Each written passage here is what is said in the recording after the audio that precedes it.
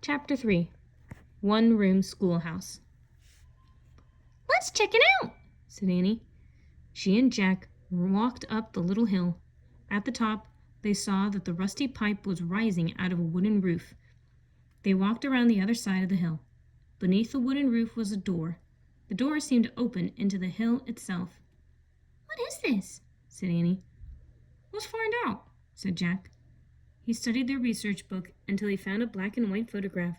The photograph showed the same hill with the door. Jack read aloud. "Since the prairie did not have many trees, wood was hard to find. So pioneers often made their houses out of sod bricks, which were blocks of earth cut out of the prairie. Sometimes a sod house was dug out of the side of a hill.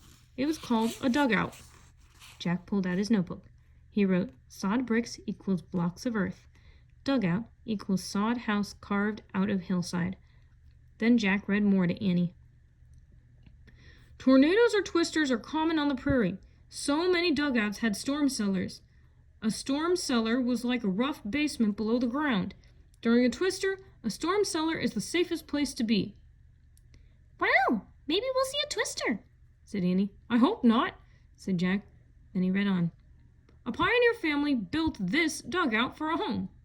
When they moved, the dugout became a schoolhouse. The schoolhouse had only one room. It also had a storm cellar beneath it."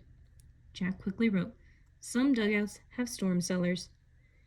"Hey, this is the place," said Annie. Jack looked up from his writing. "What place?" he asked. "Where's the best place to find our special writing? Something to learn?" asked Annie. Jack smiled. "At school," he said. Annie ran to the wooden door and knocked loudly. A moment later, the door creaked open. A girl peeked out. Her hair was in a tight bun, as if she were a grown-up, but she didn't look more than 16 or 17 years old. "Hi, I'm Annie," said Annie. "This is my brother Jack." The girl opened the door wider. "Hello, Jack." "Annie," she said. "I'm your teacher, Miss Neely." "You're the teacher?" said Jack. Miss Neely seemed way too young to be a teacher. "Yes," she said, smiling. "Come in. You're late." Chapter 4 Reading Lesson. It was warm and dry inside the schoolhouse. Several oil lamps lit the darkness. "Class meets Annie and Jack," the young teacher said. "What class?" thought Jack. There were only 3 kids. On one bench sat a small boy and a girl. The boy looked about Annie's age. The girl looked a little younger. On another bench sat a tall boy. He was tough-looking. "Welcome to our first day of school," said the young teacher. "Today's your very first day?" said Annie. "Yes, and our first day in this dugout. The family who lived here left for California a week ago," said Miss Neely. Jack and Annie peered around the room. The walls were made of dirt. The floor was made of wood. It was covered by a worn rug. Miss Neely's desk was made from a barrel. A small coal stove was near her desk.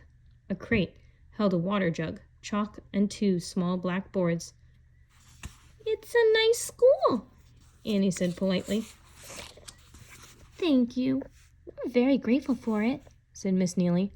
"And where do you live?" "Well, we actually," Jack started, then he stopped. He wasn't sure what to say. "Actually, we don't live around here," Annie said. "We're passing through." "Oh, you must be from the wagon train I saw this morning," Miss Neely said. Annie nodded. Jack smiled. Good work, Annie, he thought. "We can only stay a little while," he said. "How exciting for you," said Miss Neely. "Heading west on a wagon train? Where are you going?" "California," Annie said. "California? That's wonderful. Isn't it, class?" Miss Neely said to the others. "Yes, ma'am," said the 2 younger children. The older boy barely nodded. "Have you ever been to school before?" Miss Neely asked Annie. "Yes, ma'am," Annie said. "We both know how to read and write. Jack's one of the best readers you'll ever meet." "My, isn't that wonderful, class?" said Miss Neely. "Yes, ma'am," said the younger children. The older boy gave Jack a scowl. Not exactly the best, Jack said modestly. I love to read, said Miss Neely. I'll read any book I can get my hands on. Me too, said Jack. Then perhaps you'd like to start off our first reading lesson of the school year, said Miss Neely. Sure, said Jack. Sit with Jeb then, said Miss Neely. And Annie, you sit with Kate and her brother Will.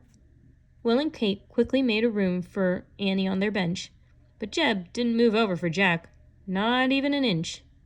Jack barely had room to sit. He took a deep breath and sat on the end of the bench. Miss Neely handed Jack a book. This is our only reader, she said. It's called the McGuffey Reader. Please read the first 2 lines of the poem on page 50. Oh, sure, ma'am, said Jack. He turned to page 50. He pushed his glasses into place. Then he read aloud. Twinkle, twinkle, little star, how I wonder what you are. Very good, said Miss Neely. Now pass the reader to Jeb. Jack handed the book to Jeb.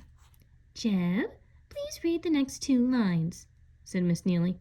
The older boy cleared his throat and stared at the page. Maybe Jeb can't read, Will said in a kind voice to Miss Neely. Jeb's face got red. Shut up, Will, he muttered. Oh, said Miss Neely. She looked confused. Jack felt sorry for Jeb. He wanted to give him some help. Barely moving his lips, Jack whispered, Up above the world so high, like a diamond. Jeb turned on Jack with an angry look. I don't need your help, he said. Now, Jeb, don't get mad, said Miss Neely. And Jack, you shouldn't give people the answers. I'm sorry, said Jack. Miss Neely sighed and pulled out her pocket watch. She was starting to look tired.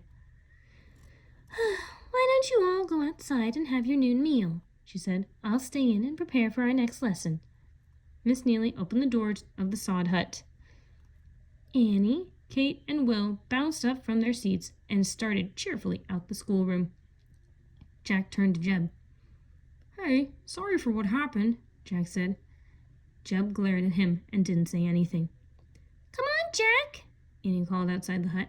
Kate wants us to eat with them. Jack hurried out the door. He didn't look back at Jeb.